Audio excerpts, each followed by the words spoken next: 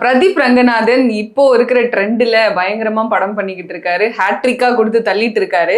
அந்த வரிசையில அடுத்த வருஷம் ஒரு படம் பண்ண போறதா சொல்லியிருக்காங்க சார். அவரே டைரக்ட் பண்ணி அவரே ஹீரோவா நடிக்க போறாரா. அந்த வருஷமே அந்த படம் ரிலீஸ் ஆக போகுதுன்னு வேற சொல்றாங்க. ஏஜிஎஸ்க்காக பண்றதா சொல்றாங்க.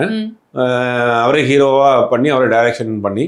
ஆனா என்னன்னா பிரதீப் ரங்கநாதன் கேட்டதாக சொல்றாங்க. பிரதீப் ரங்கநாதன் தன்னுடைய ஸ்டைல வந்து கொஞ்சம் வந்து தனித்துவப்படுத்தணும். இவர் நிறைய சிம்பு மாதிரி பிரபுதேவா மாதிரி நிறைய இமிட்டேஷனாவே இருக்கு. இது என்னன்னா இது ரொம்ப நாளைக்கு போகாது.